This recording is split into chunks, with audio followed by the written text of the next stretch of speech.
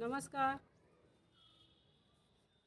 अगर जब हिंदी विषय की किसी भी परीक्षा की तैयारी कर रहे हैं तो यह वीडियो आपके लिए बहुत ही हेल्पफुल होने वाली है, क्योंकि इस समय हम छायावाद युग के जितने भी महत्वपूर्ण कवि हैं और उनकी रचनाएं हैं उनसे संबंधित जो विद्वानों ने कथन कहे हैं कि किस कवि की रचना के बारे में, किसी कवि के बारे में विद्वानों ने क्या कहे हैं, तो इन सब पर आधारित हम प्रश्नों की सीरीज देख रहे हैं। तो इसके पहले हमने 140 प्रश्न देख लिया था, अब आगे के प्रश्नों को देखेंगे। तो अगर जो आप पीछे के 140 प्रश्न नहीं देखे हैं तो आप हमारे चैनल पर जा कर के वह देख सकते हैं। कहीं ऐसा ना हो कि आप ना देखें और इसी में से आप जो पेपर में आ जाए तो आपके लिए पछताना पड़े। तो जाइए, जो 140 प्रश्न हैं उन्हें देखिए, क्योंकि वो सारे प्रश्न परीक्षा की दृष्टि से बहुत ही महत्वपूर्ण हैं और किसी न किसी परीक्षा में आए हुए हैं। तो बिना देरी किए हम शुरू करते हैं आज का 41वां प्रश्न कि 41वां प्रश्न क्या है। पेट पीठ दोनों मिलकर है एक, चल रहा लकुटिया टेक। इन पंक्तियों में व्यक्त की गई है अंधरूढ़ी की प्रतिक्रिया, पूंजीपतियों के प्रति घृणा, भिक्षुक वर्ग की दयनीय स्थिति, शोषक वर्ग की मनोवृत्ति। 4 ऑप्शन है, चारों में से कौन सा सही उत्तर है? तो इसका सी करेक्ट आंसर हो जाएगा, भिक्षुक वर्ग की दयनीय स्थिति। यह निराला की कविता भिक्षुक से ली गई है। इसमें छायावाद की विशेषताओं से संबंधित कौन सा विकल्प सही नहीं है? इन चारों विशेषताओं में से ये पूछ रहा है कि छायावाद की विशेषताएं कौन है। एक प्रश्न तो अनिवार्य ही है कि किसी न किसी, जितने भी युग हैं उनकी प्रवृत्तियों से संबंधित एक प्रश्न तो 100% है कि आएगा ही। तो जितने भी युग हैं और जितनी भी प्रवृत्तियाँ हैं तो उन प्रवृत्तियों को आपको पता होनी चाहिए कि किस युग की सबसे प्रसिद्ध प्रवृत्ति क्या है। तो पहला है आत्मानुभूति की अभिव्यक्ति, कल्पना की अतिशयता, स्थूल के प्रति सूक्ष्म का विद्रोह, सौंदर्य के प्रति अत्यधिक आकर्षण। इसमें 4 विकल्प हैं, चारों में से पूछ रहे कौन सा सही नहीं है। तो इसमें 3 विकल्प सही हैं। छायावाद की विशेषताओं के बारे में आपको 3 विकल्प मिल जाएंगे। तो इसका डी करेक्ट आंसर हो जाएगा, सौंदर्य के प्रति अत्यधिक आकर्षण। आगे है, निराला की कविता जूही की कली को किस संपादक ने बिना प्रकाशित किया वापस कर दिया था? श्याम सुंदर दास, बाल मुकुंद गुप्त, प्रेमचंद और महावीर प्रसाद द्विवेदी। तो ये बहुत ही प्रसिद्ध है कि निराला की जूही की कली को महावीर प्रसाद द्विवेदी ने बिना प्रकाशित किए वापस कर दिया था। आगे है, रावण अशुद्ध होकर भी यदि कर सका त्रस्त तो निश्चित तुम हो सिद्ध करोगे उसे ध्वस्त। राम की शक्ति पूजा में यह कथन किसका है? लक्ष्मण का, जामवान का, सुग्रीव का, विभीषण का। तो इसका भी करेक्ट आंसर हो जाएगा, यह जामवान का कथन है। वह राम को प्रेरित करते हैं, मोटिवेट करते हैं। गिरजे का घंटा किसकी पहली कविता मानी जाती है? महावीर प्रसाद द्विवेदी, निराला प्रसाद पंत। तो गिरजे का घंटा सुमित्रा नंदन पंत की पहली रचना मानी जाती है। आगे यह हो गया है व्यर्थ है जीवन, मैं रण में गया हार। यह पंक्तियाँ निराला की किस कविता में है? राम की शक्ति पूजा, सरोजी स्मृति, बनबेला और स्नेह निर्झर बह गया है। तो इसका भी करेक्ट आंसर हो जाएगा, बनबेला से ली गई हैं। हो गया है व्यर्थ जीवन, मैं रण में गया हार। छायावाद युग में लिखी गई कविता पुस्तक ब्रज रस के रचनाकार का नाम है? वियोगी हरि, राय कृष्णदास, वेठव बनारसी और श्रीनाथ सिंह। ब्रज रस की रचना किसने की है? तो यह है राय कृष्णदास की। आगे है, लोकायतन की प्रबंध, लोकायतन पंत की प्रबंध कृति है जो किन 2 खंडों में विभाजित है? बाह्य परिवेश और अंतस चैतन्य, जीवन और प्रकृति, व्यक्ति और समाज, और इनमें से कोई नहीं। तो इसका एक करेक्ट आंसर हो जाएगा, बाह्य परिवेश और अंतस चैतन्य। लोकायतन इसमें जो है स्वतंत्रता के बाद की और पहले की कहानी है। तो यह 2 खंडों में विभक्त है। हरिवंश राय बच्चन की काव्यधारा का उल्लेख कीजिए। माने हरिवंश राय बच्चन की कौन सी काव्यधारा थी? छायावादी, हालावादी, प्रयोगवादी, प्रगतिवादी। तो इसका भी करेक्ट आंसर हो जाएगा, हालावादी है। उन्हें हालावादी के प्रवर्तक भी माना जाता है। ज्ञान कुछ भिन्न, क्रिया भिन्न है। इच्छा क्यों पूरी हो मन की, एक दूसरे से नहीं मिल सके, यही विडंबना है जीवन की। पंक्तियाँ कामायनी के किस सर्ग से ली गई हैं? चिंता से, कर्म से, संघर्ष से, रहस्य से। किस सर्ग से ली गई हैं हमें? तो यह इसका डी करेक्ट आंसर हो जाएगा रहस्य से। बहुत ही इम्पोर्टेंट है, कामायनी के जितने भी सर्ग हैं उसका नाम पता होना चाहिए और यह भी पता होना चाहिए कि जो कविताएं हैं वह किस सर्ग से ली गई है। पेपर में आया हुआ प्रश्न है। आगे है, दुख की पिछली रजनी बीच विकसता सुख का नवल प्रभात। यह काव्य पंक्ति किस कृति की है? चाँद का मुख टेढ़ा, साकेत, कामायनी और यामा। इसका सी करेक्ट आंसर हो जाएगा। यह कामायनी का है और कामायनी के किस सर्ग से है? लज्जा सर्ग से है। मधुशाला का प्रकाशन वर्ष है 1935, 1934, 1936, 1933। तो इसका एक करेक्ट आंसर हो जाएगा 1935 ईस्वी। निशा निमंत्रण के रचनाकार हैं श्री राम शर्मा, महादेवी वर्मा, उपेंद्र नाथ तस्क और हरिवंश राय बच्चन। तो इसका डी करेक्ट आंसर हो जाएगा हरिवंश राय बच्चन। जितने भी प्रसिद्ध कवि और लेखक हैं उनकी जो जितनी प्रसिद्ध रचनाएं हैं सारी याद होनी चाहिए। यह हर परीक्षा में पूछा जाएगा। अगर जो आपका यूपीपी हो, पुलिस का हो, एसआई का हो, कोई भी परीक्षा हो, LT grade, TGT, PGT, Delhi TGT, police, सारे परीक्षाओं में रचनाएं पूछी जाती हैं जो महत्वपूर्ण रचनाएं हैं, तो हमें याद होने चाहिए। यह हरिवंश राय बच्चन की है। अपराजिता के लेखक हैं नरेंद्र शर्मा, अंचल, दिनकर, माखनलाल चतुर्वेदी। तो रामेश्वर शुक्ल, अंचल अपराजिता के लेखक हैं। हालाबाद के प्रवर्तक का क्या नाम है? तो हरिवंश राय बच्चन। शत्रु मेरा बन गया है, छल रहित व्यवहार मेरा। उक्त पंक्ति किस कृति से ली गई? मधुशाला, मधुबाला, पलाशवन और मधु कलश। तो ए करेक्ट आंसर हो जाएगा, नहीं डी करेक्ट आंसर हो जाएगा मधु कलश। यह मधु कलश से ली गई हैं जो हरिवंश राय बच्चन की रचना है। काव्य का मानसलवाद के प्रवर्तक माने जाते हैं। हिंदी काव्य के मानसलवाद के प्रवर्तक कौन है? रामेश्वर शुक्ल, अंचल,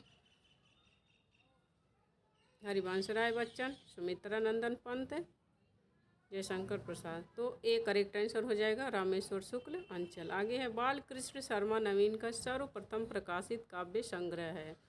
क्वासी, रश्मि रेखा, उर्मिला, कुमकुम। तो कुमकुम बालकृष्ण शर्मा नवीन की पहली रचना है जो काव्य संग्रह है। पुष्प की अभिलाषा नामक प्रसिद्ध कविता लिखी है। माखनलाल चतुर्वेदी, रामनरेश त्रिपाठी, रत्नाकर नवीन। तो माखनलाल चतुर्वेदी ने लिखी है। मौर्य विजय किसकी रचना है? मैथिली शरण गुप्त, सियाराम शरण गुप्त, श्याम नारायण पांडे, इनमें से कोई नहीं। तो इसका बी करेक्ट आंसर हो जाएगा। यह मौर्य विजय जो है यह सियाराम शरण गुप्त की रचना है। आगे है, छायावाद और उत्तर छायावाद के बीच वैसा ही कुछ संबंध दिखता है जैसा मध्यकाल में भक्ति काव्य और रीति काव्य के बीच में था। पंक्तियों के लेखक हैं नंदुलारे वाजपेयी, बच्चन सिंह, रामस्वरूप चतुर्वेदी, डॉक्टर नगेंद्र। इसमें प्रश्न पूछ रहे छायावाद और उत्तर छायावाद के बीच में वैसा ही संबंध है जैसा मध्यकाल में भक्ति काव्य और रीति काव्य के बीच में था। यह किसने कहा है? तो यह रामस्वरूप चतुर्वेदी ने कहा है। निम्नलिखित में से किन का संबंध माखनलाल चतुर्वेदी से है? सिपाही, आद्रा, दैनिकी, पुष्प की अभिलाषा। इसमें से पूछ रहा है, इसमें कूट के प्रश्न हैं कि जो कौन किन का संबंध माखनलाल चतुर्वेदी से है।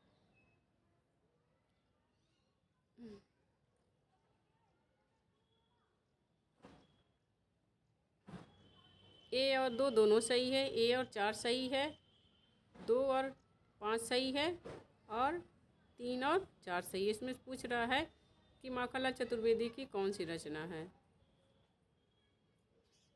तो इसका करेक्ट आंसर हो जाएगा ए और 4। पुष्प की अभिलाषा और सिपाही माखनलाल चतुर्वेदी की रचना है। हिंसा नल से शांत नहीं होता हिंसा नल। उपर्युक्त ध्येय वाक्य किस का संबंध किस काव्य रचना से? कुरुक्षेत्र, जयद्रथ, उन्मुक्त, अशोक की चिंता। तो यह उन्मुक्त से है।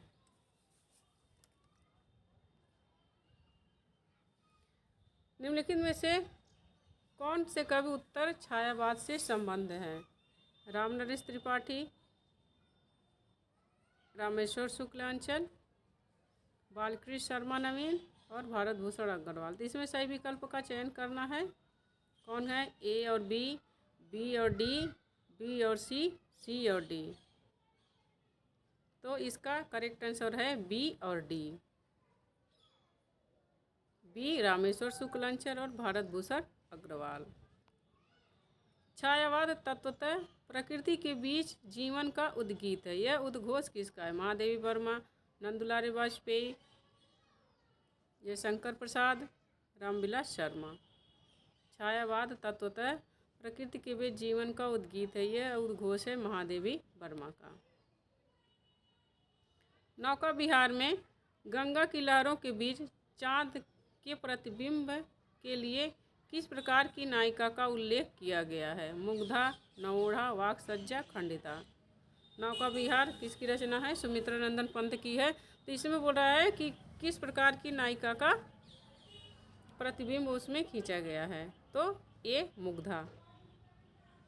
कामायनी में मनु ने श्रद्धा को क्या कहकर संबोधित किया है? तरंगों से फेंका मणि एक,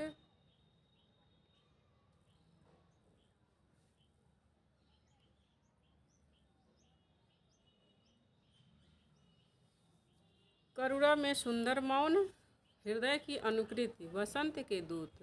तो डी करेक्ट आंसर हो जाएगा। मनु ने श्रद्धा को वसंत के दूत कहकर संबोधित किया है। किस विकल्प में रचना और उसका प्रकाशन वर्ष सही नहीं है? जूही की कली निराला की 1916, युगांत पंत का 1936 ईस्वी, कामायनी प्रसाद का 1938 ईस्वी और यामा महादेवी वर्मा का 1940 ईस्वी। तो इसका सी करेक्ट आंसर हो जाएगा। कामायनी 1938 ईस्वी में नहीं बल्कि 1935 ईस्वी में प्रकाशित हुई थी।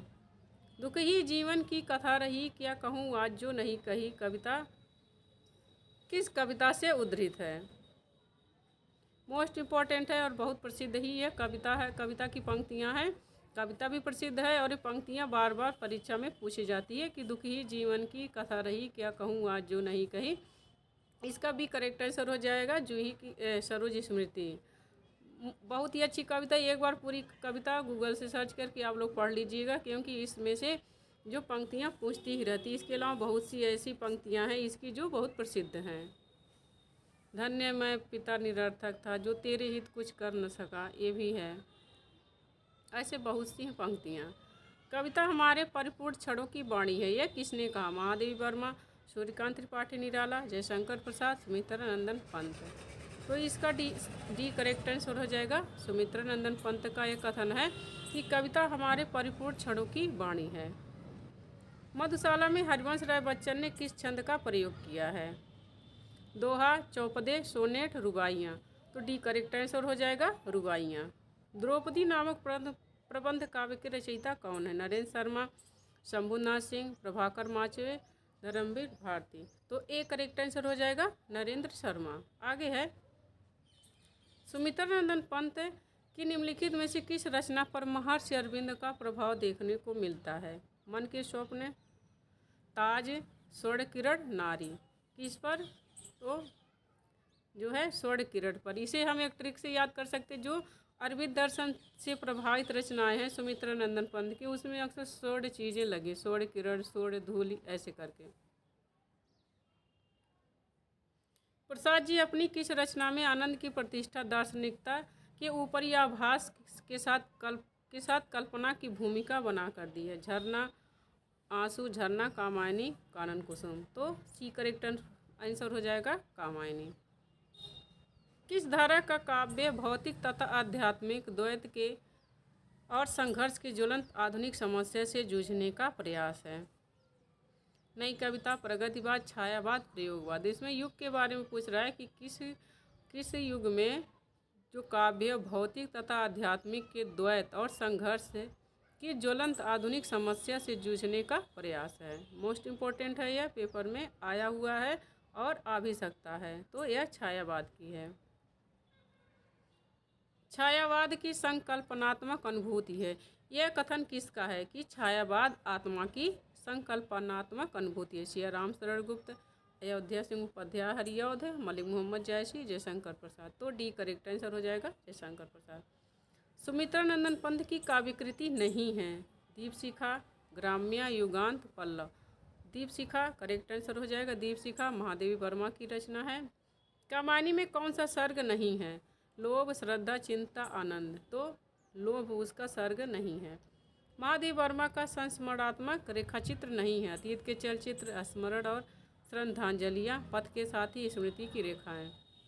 तो बी करेक्ट आंसर हो जाएगा। स्मरण और श्रद्धांजलियाँ महादेवी वर्मा का संस्मरण नहीं है। सुमित्रा नंदन पंत की रचित ग्राम्य तथा युगवाणी किस विचार की रचना है? नई कविता, प्रगतिवादी, छायावादी, प्रयोगवादी। तो बी करेक्ट आंसर हो जाएगा। यह प्रगतिवादी रचनाएं हैं, ग्राम्य और युगवाणी। एक भारतीय आत्मा किस कवि को कहा गया? माखनलाल चतुर्वेदी, रामनरेश त्रिपाठी, रत्नाकर, नवीन। एक करेक्ट आंसर हो जाएगा। माखनलाल चतुर्वेदी को एक भारतीय आत्मा कहा गया है। वियोगी होगा पहला कवि, आ से उपजा होगा गान के रचनाकार कौन है? प्रसाद, पंत, निराला, महादेवी वर्मा। तो इसका डी करेक्ट आंसर हो जाएगा सुमित्रा नंदन पंत। यह बहुत ही प्रसिद्ध है, इनकी कविताएं अक्सर पेपर में पूछी जाती हैं। चंचल किशोर, ये भी इम्पोर्टेंट है। चंचल किशोर की सुंदरता की मैं करती रहती रखवाली, मैं वह हल्की सी मसलन हूँ जो बनती कानों की लाली। उपर्युक्त काव्यांश में किसका वर्णन किया गया है? श्रद्धा का, चिंता का, लज्जा का, आशा का। माने किस सर्ग से लिया गया है? तो यह लज्जा सर्ग से है, जो कामायनी का है। ओ जीवन की मरु मरीचिका, कायरता से लस विषाद, काव्यांश में किस भाव का उद्बोधन हुआ है? चिंता, लज्जा, आनंद, आशा। तो यह चिंता से है, चिंता भाव का उद्बोधन हुआ है। उज्ज्वल वरदान चेतना का, सौंदर्य जिसे सब कहते हैं, जिससे अनंत अभिलाषा के सपने सब जागते रहते हैं। पंक्तियों में कामायनी के किस सर्ग, यह सर्ग रहेगा, किस सर्ग से उद्धृत है? यह जो है पंक्तियाँ कामायनी के किस सर्ग से उद्धृत हैं? तो लज्जा सर्ग से उद्धृत हैं। वह एक और मन राम का, जो न थका, जो नहीं जानता दैन्य, नहीं जानता विनय। काव्यांश राम की किस विशेषताओं की ओर संकेत किया है? दृढ़ निश्चय, समर्पण, राम की कर्मशीलता, निरंतरता। वह एक मन, यहाँ मन रहेगा। एक मन राम का, जो न थका, जो नहीं जानता दैन्य विनय। तो इसमें किस भाव को प्रदर्शित किया गया है? राम के दृढ़ निश्चय की विशेषताओं की तरफ इशारा किया गया है। संसार का सारा कारोबार बच्चों को खिलाने, पिलाने, सुलाने आदि के लिए हो रहा है और इस महत्वपूर्ण कर्तव्य में भूल न होने देने का काम माँ नामधारी जीव को सौंपा गया है। यह कथन किसका है? महादेवी वर्मा का, नंदुलाल वाजपेयी का, जयशंकर प्रसाद का, रामविलास शर्मा का। तो यह है महादेवी वर्मा का कथन है। यह श्रृंखला की कड़ियाँ, उनके निबंध जो है उससे संबंधित हैं। यह कथन किसका है? कामायनी का महाकाव्यत्व असंदिग्ध है। यह कथन किस आलोचक का है, जिन्होंने कामायनी के बारे में लिखा है कि कामायनी का महाकाव्य असंदिग्ध है? द्वारका प्रसाद सक्सेना, गजानन माधव मुक्तिबोध, रामस्वरूप चतुर्वेदी और डॉक्टर नगेंद्र। तो इसका डी करेक्ट आंसर हो जाएगा। डॉक्टर नगेंद्र ने कामायनी के बारे में यह कहा है कि जो उसका महाकाव्यत्व है वह असंदिग्ध है। कौन सी रचना जयशंकर प्रसाद की नहीं है? रश्मि, आंसू, प्रेम पथिक, महाराणा का महत्व। तो ए करेक्ट आंसर हो जाएगा, रश्मि नहीं है। नारी तुम केवल श्रद्धा, मोस्ट इम्पोर्टेंट है। यह बहुत ही प्रसिद्ध है, ठीक है, और कामायनी का। नारी तुम केवल श्रद्धा हो, विश्वास रजत नख पक्तल में, पीयूष स्रोत सी बहा करो जीवन के सुंदर समतल में। उपयुक्त काव्य पंक्तियाँ कामायनी के किस सर्ग से ली गई? श्रद्धा, चिंता, लज्जा, आशा। तो यह लज्जा सर्ग से ली गई हैं। कामायनी में किस दर्शन की अभिव्यक्ति मिलती है? जैन, बौद्ध, अद्वैत, शैव। तो डी करेक्ट आंसर हो जाएगा, शैव धर्म। यह कथन किसका है? वस्तु विन्यास की दृष्टि से कामायनी को दुखांत रचना मान लेने में कोई आपत्ति नहीं है। आचार्य रामचंद्र शुक्ल, हजारी प्रसाद द्विवेदी, शांति प्रिय द्विवेदी, नंद दुलारे वाजपेयी। तो यह नंद दुलारे वाजपेयी का कथन है कि वस्तु विन्यास की दृष्टि से कामायनी को दुखांत रचना मान लेने में कोई आपत्ति नहीं है। निराला दार्शनिक कवि हैं। निराला के बारे में यह कथन किसका है? मुकुटधर पांडे, डॉक्टर रामविलास शर्मा, हजारी प्रसाद द्विवेदी और डॉक्टर नगेंद्र की निराला दार्शनिक कवि हैं। तो बी करेक्ट आंसर हो जाएगा रामविलास शर्मा। इन्होंने इनकी जीवनी लिखी है निराला की साहित्य साधना, जो 4 भागों में विभाजित है, ये याद रखना। शैव दर्शन के आनंदवाद पर आधारित रचना है चंद्रगुप्त, लहर, कामायनी, आंसू। तो सी करेक्ट आंसर हो जाएगा कामायनी। बच्चन जी की मधुशाला की विदाई निबंध, संस्मरण, काव्य, नाटक। तो सी करेक्ट आंसर हो जाएगा काव्य है, कविता है मधुशाला इनकी। गंध विधि के रचनाकार है लीलाधर जुगुड़ी, सुमित्रानंदन पंत, रमेश चंद्र शाह, जगदीश गुप्त। तो सुमित्रानंदन पंत की रचना है गंध विधि, जो यह प्रसिद्ध नहीं है, इसीलिए इन ऐसी ही रचनाएं हमें याद रखनी चाहिए, क्योंकि अब परीक्षा का पैटर्न बदल गया है। अब जो परीक्षा पूछने वाला भी स्मार्ट हो गया है और एक तो कंपटीशन भी टफ हो गया है। तो जो कम प्रसिद्ध हैं रचनाएं वो भी हमें याद करनी चाहिए। मैंने कहने का मतलब है जो एग्जामिनर कराता है कि आपको किसी कवि के बारे में पूरी जानकारी रखनी है। छायावाद को मधुचर्या कहने वाले हैं हजारी प्रसाद द्विवेदी, डॉक्टर नगेंद्र, रामचंद्र शुक्ल, गुलाब राय। तो रामचंद्र शुक्ल ने छायावाद को मधुचर्या कहा है। गा कोकिल वर्षा पावक कण इस पंक्ति के रचनाकार हैं लीलाधर जुगड़ी, सुमित्रानंदन पंत। तो ये कौन है? सुमित्रानंदन पंत की ये पंक्ति है, गा कोकिल वर्षा पावक कण। छायावाद को राष्ट्रीय जागरण की काव्यात्मक अभिव्यक्ति किसने कहा है? रामचंद्र शुक्ल, नंद दुलारे वाजपेयी, नामवर सिंह, डॉक्टर नगेंद्र। तो नामवर सिंह ने छायावाद को राष्ट्रीय जागरण की काव्यात्मक अभिव्यक्ति कहा है, नामवर सिंह।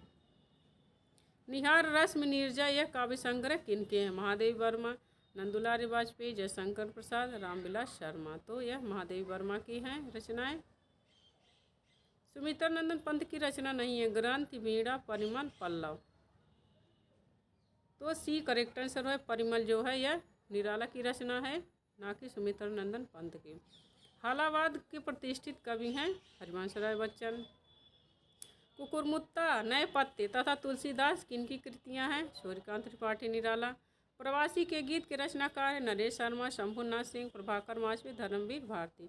एक करेक्ट आंसर हो जाएगा नरेश शर्मा, प्रवासी के गीत। गिरा हो जाती है सनयन।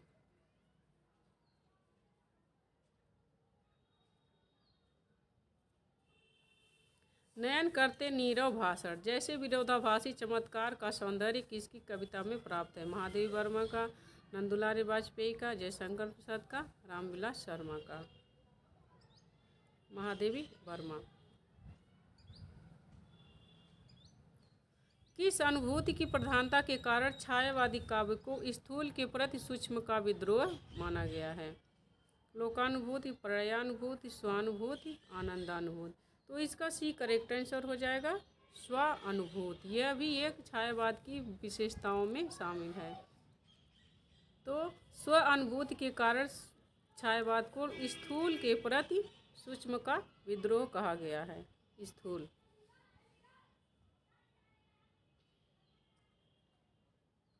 छायावाद की लघुत्रयी में कौन शामिल है? प्रसाद, पंत, निराला, महादेवी वर्मा। तो डी करेक्ट आंसर हो जाएगा छायावाद की लघुत्रयी में महादेवी वर्मा, डॉक्टर रामकुमार वर्मा, भगवती चरण वर्मा। इसको एक की पॉइंट से याद कर सकते हैं कि जो छायावाद की लघुत्रयी है वह तीनों छायावाद के कवि हैं और तीनों वर्मा हैं। छायावाद काव्य के प्रमुख 4 स्तंभ किन्हें माना जाता है?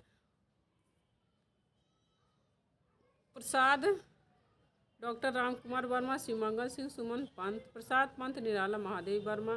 प्रसाद, मुक्तिबोध, गोपाल सिंह नेपाली, पंत। मुकुटधर पांडे, निराला, दिनकर प्रसाद।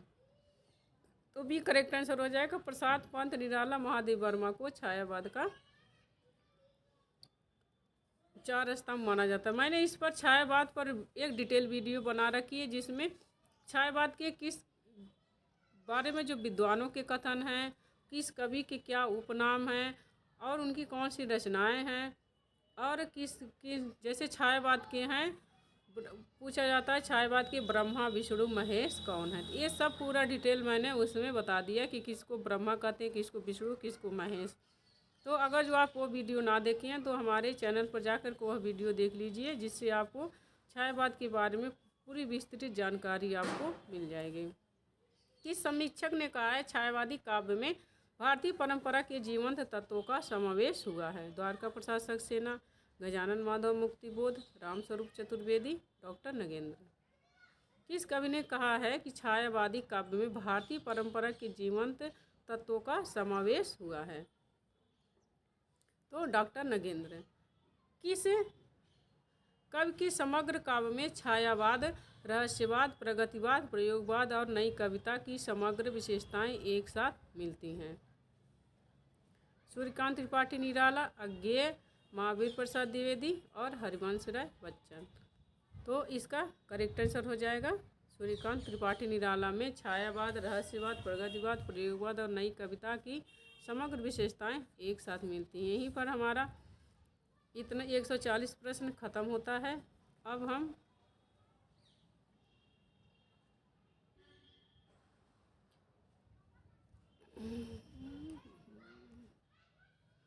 मुझे लगता है प्रश्नों की नंबरिंग में गलती हो गई है। यहाँ पर 140 नहीं 240 होगा। पूरे जो प्रश्न हैं वह सब नंबरिंग इधर उधर हो गई है। तो यहाँ पर 240 प्रश्नों का हमारा यह ख़त्म होता है। अब आगे के प्रश्न हम दूसरी वीडियो में देखेंगे। अगर जो आपको वीडियो अच्छी लगी हो तो चैनल को सब्सक्राइब करिए, क्योंकि ऐसे ही महत्वपूर्ण इम्पोर्टेंट प्रश्न आपको मिलेंगे और जो आपकी परीक्षा को और समृद्ध बनाएं और बेहतर बनाएं आपकी परीक्षा को। अगर जो वीडियो अच्छी लगी हो तो लाइक करिए, और जो आपने अब तक का वीडियो नहीं देखा है तो चैनल पर जाकर वो सारी वीडियो देखिए, ताकि किसी भी प्रकार की आपकी कन्फ्यूजन न हो। तो मिलते हैं नेक्स्ट वीडियो में। आप हमारे चैनल अर्चना हिंदी साहित्य अध्ययन को सब्सक्राइब करिए और अपने ज्ञान को बेहतर बनाइए। नमस्कार।